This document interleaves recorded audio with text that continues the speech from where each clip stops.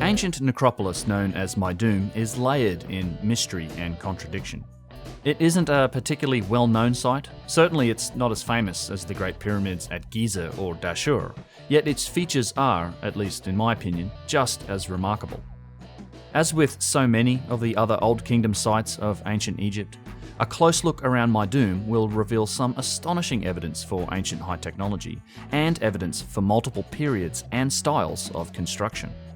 There are a number of underground megalithic chambers at Meidum, many of which were used as tombs, and in one of them still rests what is believed to be the oldest example of a single-piece, precision-carved, giant granite box. Boxes like this one are a phenomena found across ancient Egypt, from those still in the chambers of many pyramids, to those found in other subterranean galleries like the Serapeum at Saqqara, with its 24 mighty, perfectly made 100-ton precision granite boxes. Although every single one of these boxes is labelled by Egyptologists as nothing more than sarcophagi, and the structures that house them are always nothing more than tombs, the precision evident in the quarrying, construction, and finish of these artifacts could not have been achieved with the primitive methods known to the ancient Egyptians, nor could they be achieved by the tools that are found in the archaeological record. How can we explain this? If you study what the Egyptians themselves said about their own past, and what modern science is telling us about the true history of our species and of our planet, another possibility reveals itself. Given this data, is it not more likely that these boxes, and the megalithic structures they are so often found in, were inherited by the Bronze Age dynastic Egyptians, who then renovated them, and perhaps also then used them as tombs? Could they have been inherited from an earlier, more advanced civilization, like that which the Egyptians themselves describe in their own history? A civilization that was lost to the world in a global cataclysm, an event described by so many religions, and a cataclysm that is now being confirmed by modern science as actually occurring some 12,800 years ago during what we call the Younger Dryas. My name is Ben, and you're watching Uncharted X. This is a story about the megalithic chamber underneath Mastaba 17 at Meidum, and it's a first-hand view of what it's like to go underground in this ancient place and to experience it in person.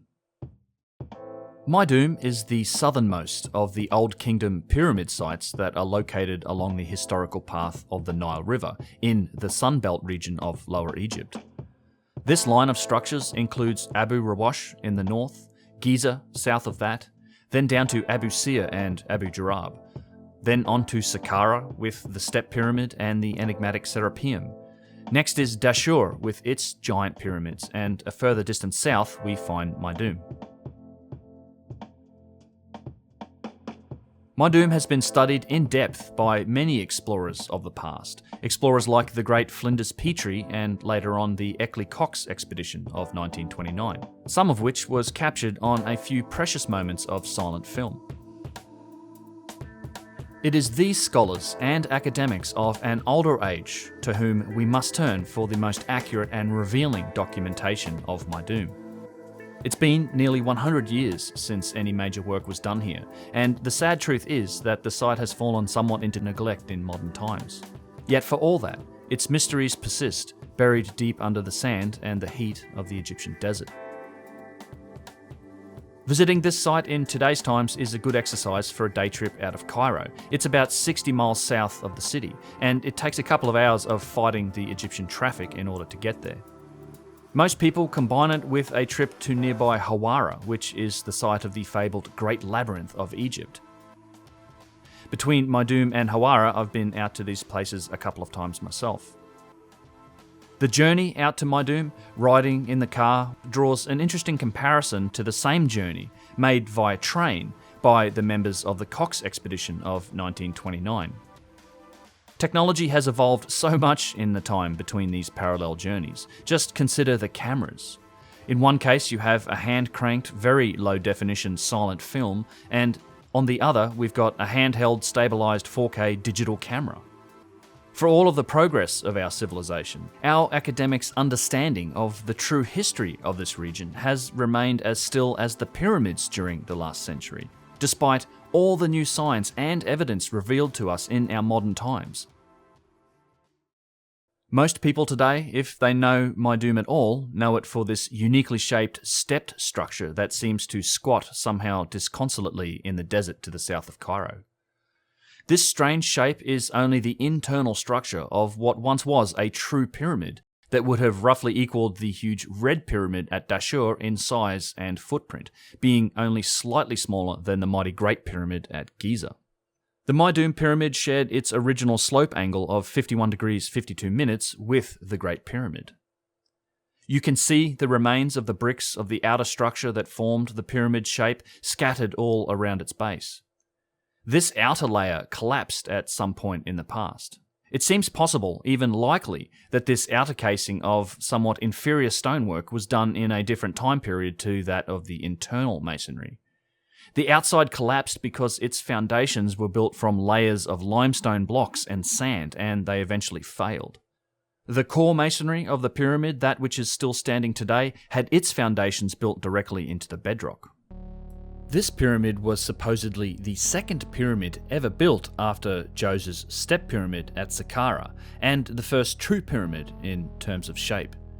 It's generally attributed to Seneferu, the first pharaoh of the 4th dynasty of the Old Kingdom, who is then said to have gone on to also build the giant Bent Pyramid and the Red Pyramid at Dashur.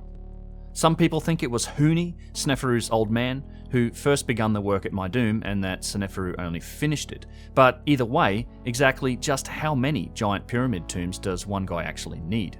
Not that any bodies were ever found in this pyramid, nor in any of the giant pyramids for that matter. I think the whole chronology of structures that are aligned to specific Old Kingdom rulers as their tombs is a very shaky interpretation of history, and there really isn't much in the way of direct evidence that supports it.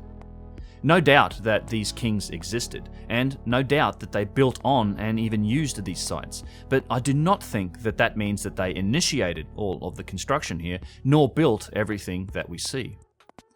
It's just as likely that these rulers of the Old Kingdom inherited these sites and these monuments, or at least the core parts of them, and they renovated them, they revered them, and they found them sacred, much as we do. They may well have used them for ceremonial purposes, if they could even get into them, which I think is far from confirmed. After all, where are all the hieroglyphs? We find endless artwork and inscribed writing in all of the confirmed ancient Egyptian tombs. Where are the bodies, if these were tombs? Let's give this theory the benefit of the doubt, and assume that the dynastic Egyptians did actually use them as tombs. Certainly, tombs are found all around the pyramids. They buried people on these sites for thousands of years, and at Meidum, plenty of bodies have been found, although none specifically in the pyramid there. What does this actually prove, other than the fact that the Egyptians used the sites as burial grounds? It says nothing about who originally built the site, and it certainly doesn't rule out the possibility of inheritance. This practice of inheritance, renovation, and reuse of historical monuments as ceremonial spaces or even as tombs is quite simply human nature. We are still doing the exact same thing today in our times, and we have been doing this for the entire length of civilization as we know it, and here's a good example. Consider an ancient Egyptian obelisk or a column. Never mind that I think that these objects themselves may well have been inherited from unknown earlier civilizations by the Egyptians. We do know for certain that they were eventually and firmly inherited, or at least claimed by right of conquest, by the Romans after the time of Cleopatra. Some of these columns and obelisks eventually travelled to Rome to form part of Catholic ceremonial structures. In fact, there's more Egyptian obelisks in Rome than in any other city in the world. Rome was also once home to many pagan temples. Temples like the incredible Pantheon with its dome and its mighty granite columns. Columns that are Egyptian in origin themselves. These temples were originally dedicated to members of the pantheon of Roman gods, themselves derived from the Greek pantheon of deities. These temples were also eventually subject to inheritance and reuse by later generations, and today they're used as Catholic churches and even as burial grounds. The pantheon today is both a tomb and a Christian church. Does that mean that it was built as a tomb and as a Christian church? Inherited might be too soft a term when you consider what happened to some of the great works of art from the height of Rome. Pieces like the bronze ceiling of the portico of the Pantheon, which one of the popes ordered melted down. Part of the bronze was used to make a giant canopy over St. Peter's tomb in the Vatican. Inheritance, renovation, reuse, and ceremony. It's just human nature. Nothing really changes. Is it such a strange idea that this type of thing also took place in the case of the Old Kingdom of ancient Egypt?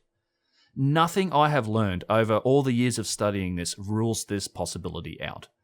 To me, when you look at history and you consider the Younger Dryas, you consider the extension of the human timeline, you consider all of the contradictions and the clear evidence for advanced ancient technology in maps and in megalithic work, and you consider what ancient cultures themselves said, the premise of inheritance begins to seem like more than simply a possibility.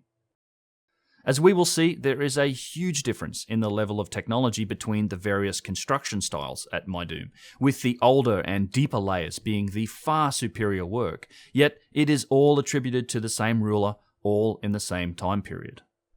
This method of dating sites purely by the latest thing that was written on them is the generally accepted method in Egyptology, and it's used to date any site or any artifact with writing on it. Remember the giant box at the Serapeum and how obviously silly it is to date that box and the site itself by the crude scratches made into such a perfect and priceless object? I think there are some serious flaws to the approach of he who wrote on it built it. At Meidum, just because Seneferu's name was found carved into the temple in front of the pyramid does not mean that he necessarily built everything here. I will take a closer look in and around the pyramid at Meidum in my next video, but there is much more here than just a broken down pyramid. This site is a true necropolis with the remains of several structures still accessible, and my focus here will be on one of these known as Mastaba 17. As the name implies, there are a number of mastabas as well as underground chambers on this site, scattered around and nearby to the pyramid. Mastabas are crude mud brick structures, generally also used as tombs, and they typically have internal chambers. Two of the mastabas at Meidum are very large, over 100 meters long, and one of them, Mastaba 17, has been built on top of something that is quite remarkable. Flinders Petrie mapped and explored Meidum during his 2 expeditions here, firstly in 1891, and then again in 1909 with Ernest Mackay and Gerald Wainwright. The various old diagrams of the site I'm showing you are sourced from 2 of his publications, Meidum, published in 1892, and then Meidum and Memphis from the year 1910. Once more, I'd like to just express my personal admiration and respect for Sir William Matthew Flinders Petrie. He dedicated his whole life to researching these mysteries, and he was the first to do so with a true scientific and engineering approach. And his books are still used as the definitive surveys and guides to many of these sites today. At first glance, Mastaba 17 seems quite primitive, yet a close inspection, thanks again to the persistent efforts of Flinders Petrie, revealed that not only had it been built deep into the ground, but it had been constructed on top of an older structure that is anything but primitive. It took Petrie 18 years to find the structure underneath Mastaba 17 from when he began looking for it. I'm going to tell the story of how Petrie discovered this chamber, but first I wanted to provide a little bit of context for the video that you're seeing. This is the southern end of Mastaba 17, and we're going to visit the chamber underneath the Mastaba. We get access to this via what's called a robber's tunnel, and it's quite a tight little tunnel in places you need to get down on your hands and knees to get in here. The camera work is being done by my buddy Luke from Enigmas of the Ancient World. There's a link to his channel in the description below. I wasn't in very good shape on this day. The previous couple of days we had been to Abu Sir and there was this particular incident. All I can say is don't drink the mint tea if you want to be up and about the next couple of days, so I kind of suffered through this. The other person that you'll see in here in the white shirt is Muhammad. He's one of the guides that we were working with. We called him Little Mo as opposed to Big Mo, the other Muhammad that was working with Yusuf. I'll point out other notable things in the video, but I really wanted to give everyone kind of a real-time view of what it's like to actually visit this chamber underneath Mastaba 17. Although the Coxe Expedition of 1929 took a train to the Meidum area, and today you or I could just use Uber, in 1891 Petrie packed up his digs at Abu Jarab and walked the 18 miles to set up shop at Meidum. His introduction in the 1892 publication Meidum is worth quoting, as it gives some insight into Petrie's scientific nature and how important he considered the work to be. It also serves as a reminder that when we look at ancient Egypt today, we're only seeing a fraction of the picture. These sites have been plundered and used as quarries for literally thousands of years, something that Petrie understood quite well. Quote, "After having explored and described the towns and products of the 18th dynasty at Gerob and the 11th dynasty at Kahun, I naturally turned my eyes to what seemed with reason to be the oldest dated site in Egypt, the cemetery of Meidum, which was not far distant. Some time was lost before I could begin work by the attempted imposition of new and onerous conditions. But after a good deal of trouble and discussion, I had the satisfaction, thanks to Sir Evelyn Baring, of seeing reasonable terms established for scientific work in Egypt, distinct from the conditions for plundering merely for purposes of profit, which should indeed be wholly prevented.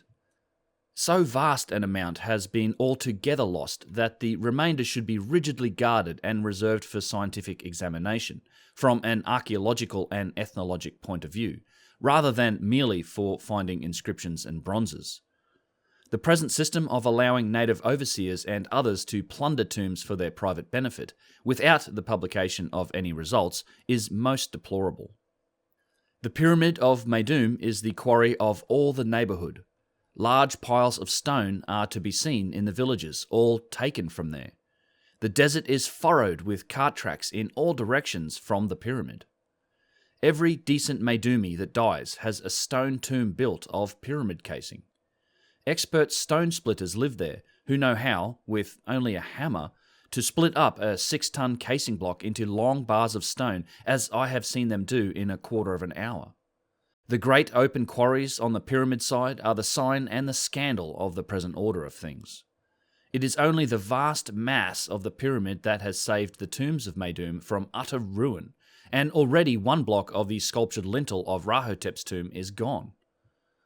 What wonder when no official ever goes to the place to inspect? And even if a native guard was there, he would be as capable of selling the stone as the selling of the antiquities in his charge. The very tombs of Giza are sold for stone to the villagers by the overseer there." End quote.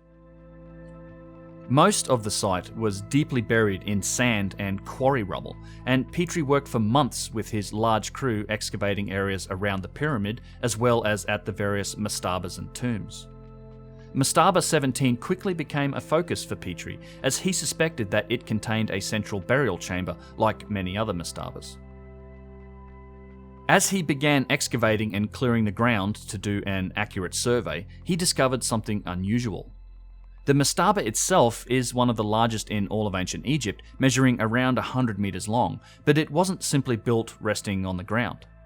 Petrie discovered that Mastaba 17 was built into what is essentially a great pit in the earth. It extended down more than 20 feet under the ground to sit on an uneven bedrock foundation. Petrie found the walls and corners of this pit that rise up to the ground level at each corner of the mastaba. It seems that the walls of this pit were used to build the mastaba at a consistent and steep angle of 1:4 by scribing angled lines onto the walls, and then by using these lines as a guide for the sides of the mastaba as it was built. Quote, "The earliest mastaba of importance appears to be that at the northeast of the pyramid, number 17. As it is the largest but one, and the simplest in construction, we will consider it first. Its outside was built of large crude bricks. The body of it is formed of clean chips of limestone, evidently the waste from the building of the pyramid. It is therefore most probably contemporary with the pyramid.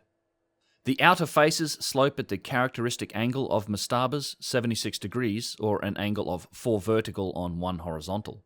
And the walls do not rest on a level foundation, but are carried down to reach a rock bed. This was found very markedly on the north side. Seeing that there was a mass of clean chips outside that face, I thought that it might cover an entrance, We therefore began clearing it out, but found the face sloped down without any opening until the rock was reached about 20 feet below the ground level. While examining the northeast corner in clearing it out for the survey, a very curious wall was found outside it, and similar walls were found on searching at the other corners. As remarked, the faces slope down to the rock, and hence it would be very troublesome to lay out the building with sloping faces on an irregular level, so as to bring it to the dimensions required at the ground level. The laying out was therefore most carefully arranged on a perfectly true principle. Outside of the corners, vertical walls were built from the rock up to the ground level of the intended mastaba. These walls are of an L shape, running in front of both faces at each corner. They are of crude brick, plastered, and whitewashed to show up the construction lines." End quote. The mastaba is constructed from a combination of rough black mud bricks on its outside, which were most likely plastered over, and then a great deal of limestone chips and debris from the construction of the pyramid on its inside. Petrie estimated around 100,000 tons of material make up the nucleus of this mastaba. It also appeared to be entirely solid and fairly uncomplicated for all of its mass, although it does seem to have been very carefully made. The builders went to some effort to maintain this slope angle of 76 degrees, or 4 vertical to 1 horizontal. The limestone chips that make up the nucleus of the mastaba were also carefully put down in even layers. Each one was leveled off before another was begun.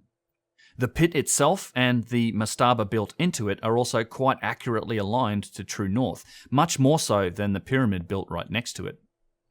Other than the construction lines on the walls of the pit and some hieroglyphic graffiti on the walls that make reference to cubit measurements, there were no inscriptions or artwork found anywhere on Mastaba 17. Nor for that matter were there any found on the megalithic chamber and box that is beneath the mastaba, a chamber that Petrie at this point had yet to discover.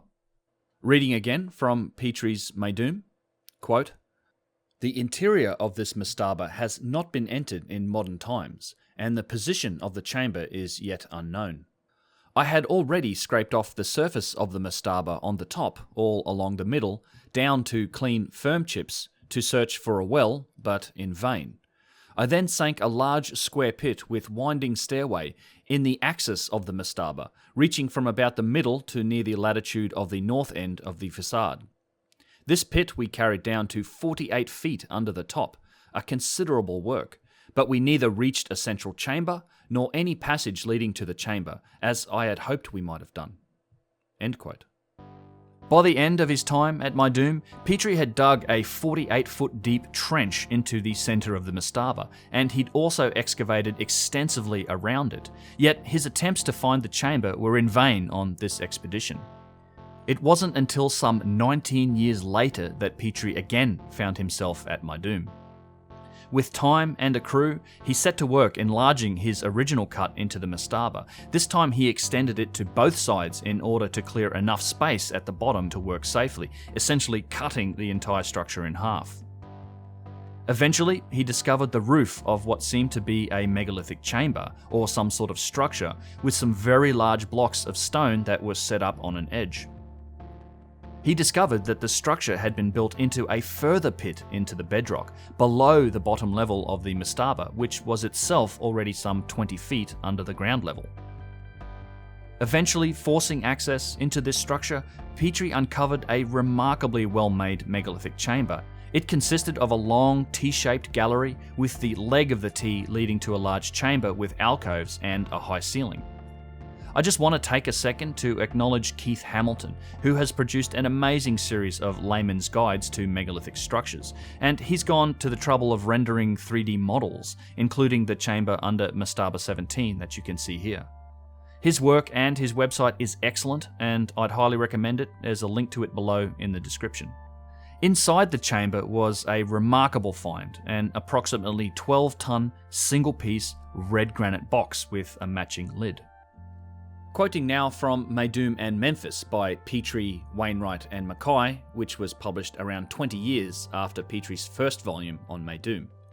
Quote, "The Great Mastaba number 17 is the largest known, except for that of Nefermat.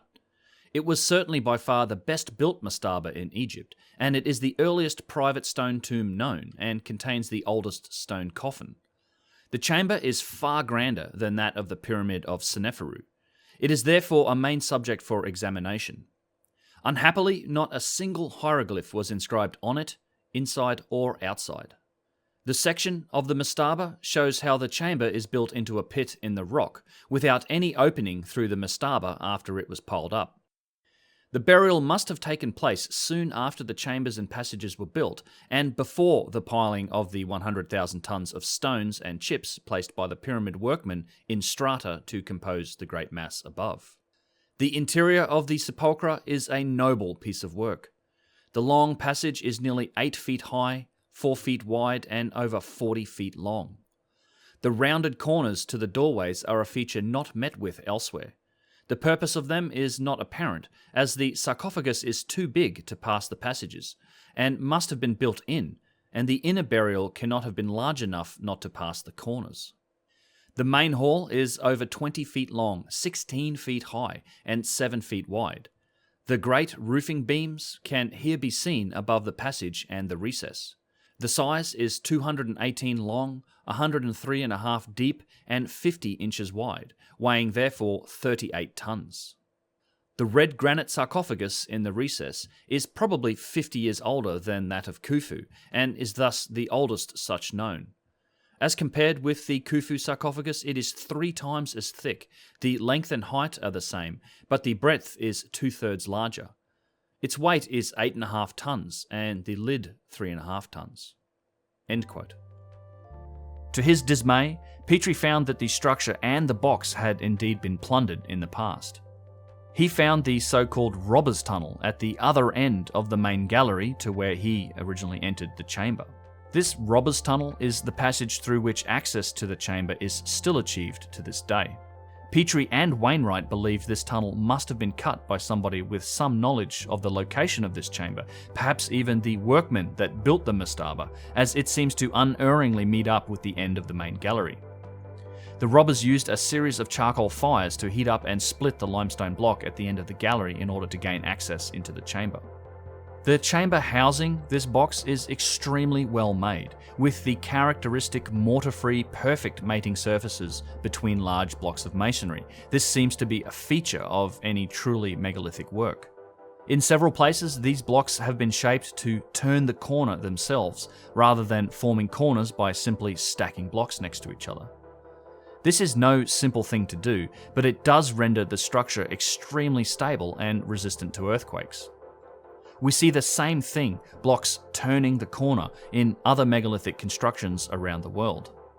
Notably, we see it in the massive granite blocks of the Valley Temple at Giza, and we also find it in the stonework of the Coricancha in Peru, shown here. An interesting point here, and doing a little bit of reading between the lines, is how both Petrie and Wainwright found the construction of the megalithic chamber to be at odds with the other construction around it, being somehow disconnected from it. There was no opening from the structure under the mastaba, as you might find in other tombs, and they noted that the work seemed far superior to that of Seneferu's pyramid and its chambers that were right next to it. They tried to explain their findings within the context of the Old Kingdom, conjuring up a tale of some unknown prince or noble who somehow died partway into the construction, as if this could explain the lack of an entrance and the utter lack of any writings in the chamber itself. Petrie wrote about this strange chamber, quote, "The history of this interment seems to be that the hereditary prince of the district began to make a splendid tomb for himself as close as possible to the pyramid, finer than that of the king in its masonry and sarcophagus, as Seneferu had only a wooden coffin. The prince seems to have died about the time that the chambers were finished, and was buried in them without leaving any external access." End quote. Wainwright also comments on this strange, sort of disconnected nature of the chamber.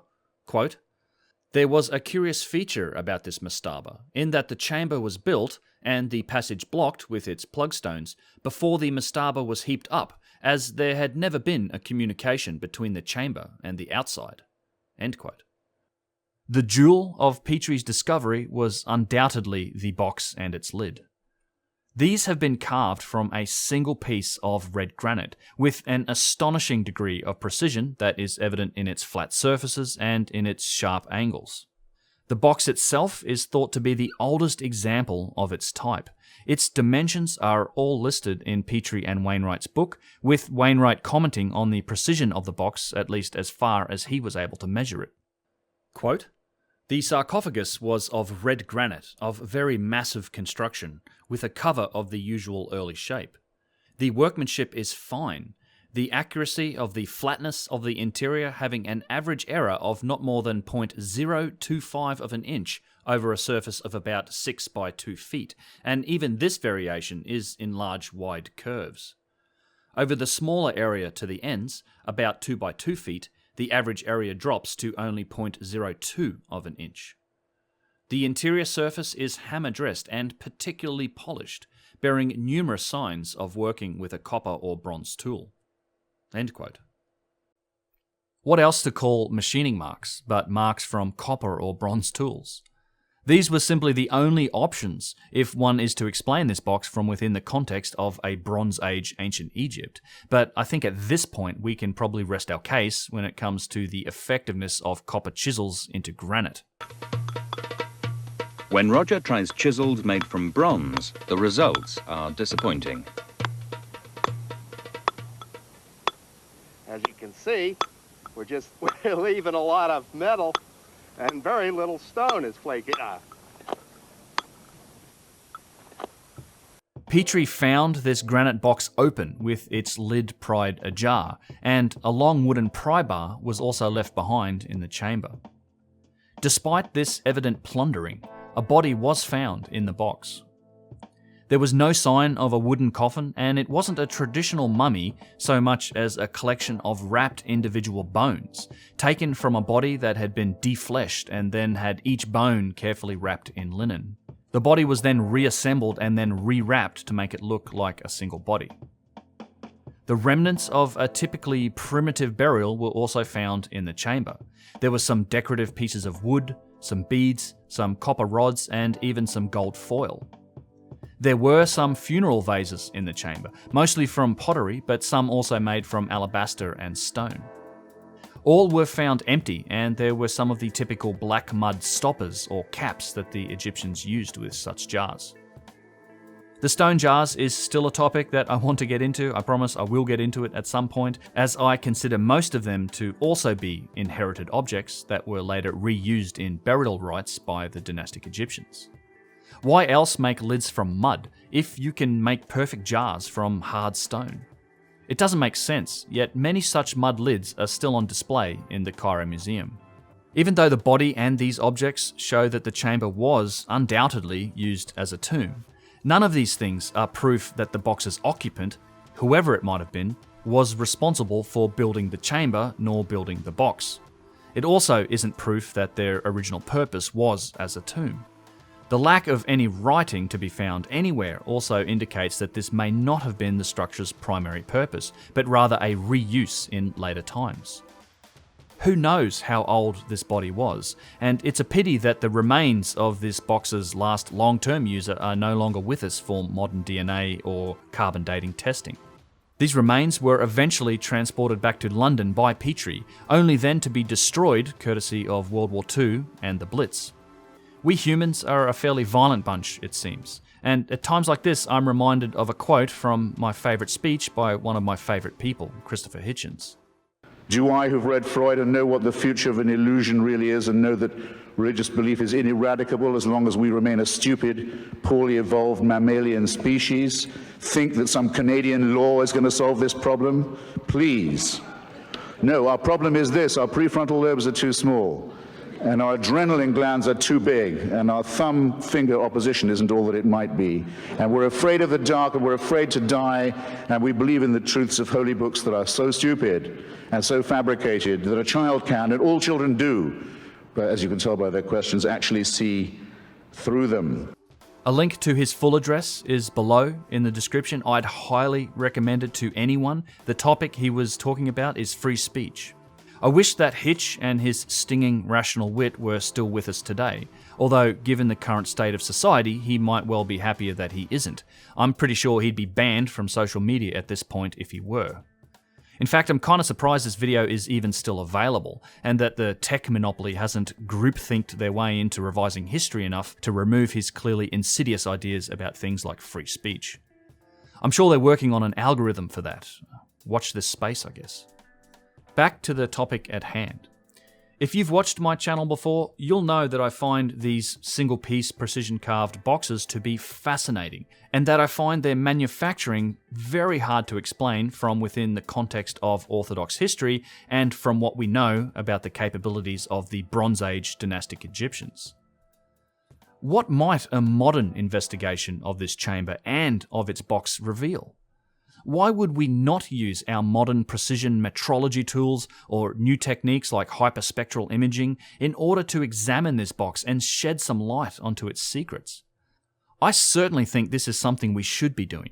After all, this is supposedly the oldest such single-piece box ever made, even though that title comes from its association to the timeline of the Old Kingdom, a timeline about which I certainly have my doubts. I don't think anyone really has the answers that fully explain this site, and I want to emphasize the mystery that the evidence and the history here presents us with. It's far from a closed case in either direction. It's quite possible that the hypothesis of inheritance and reuse is incorrect, and that everything here was all built at the same time purely as a tomb, and that the obviously different types of construction was just some sort of deliberate effort. Whatever the answer is, I do wish that our academic institutions would at least admit that there is some mystery here, and that one day we might have the courage to apply ourselves and our modern tools to start a fresh and an open-minded investigation into this site and into the other precision megalithic sites and objects all around the world.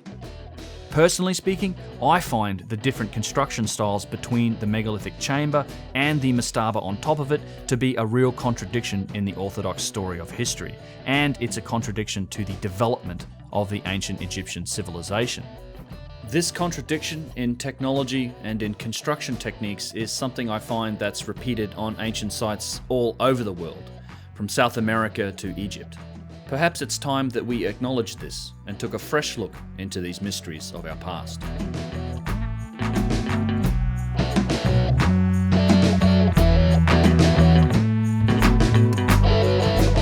Hey all, I really hope you enjoyed that look at this remarkable chamber and the single-piece box that's underneath Mastaba 17 at Meidum. It's just, I found it to be a really remarkable spot. I will follow this up with a look at what's in the pyramid at Meidum. You can see a little bit of that in this clip right here at the end of this video. As Petrie said, it's not quite as nice as what we see underneath that mastaba, but it's still a really interesting thing to take a look at. I did give my patrons and supporters on Patreon and Subscribestar a brief preview of this video. I also went through a few of my plans and the channel announcements that I've got coming up. There's a few interesting things that will be coming up. I know a lot of you asked me about trips and stuff like that. I shared some news there. So if you're interested in that type of thing, please do go over to Patreon and Subscribestar. You can sign up and get access to all of the videos and the content that I try to provide for those people. And as always, if you do like what I'm doing here, please do consider supporting Uncharted X via that value for value model. Whatever value you get from these videos, I very much appreciate any of that value coming back to me. It might just be the case of liking and subscribing to the channel, leaving a comment to help with the YouTube algorithms, or you might choose to support me on Patreon, Subscribestar, or any of the other mechanisms. There's lots of ways to do it. They're all listed on my website, unchartedx.com/support. I do want to say just a huge thank you to everybody that does choose to support me via that model. It makes a huge difference in my life. It means I'm able to spend the time editing and putting these videos together. I've got a lot planned, and I hope to make some more announcements on this channel before the end of the year. So until then, I'll see you guys in the next one. Peace.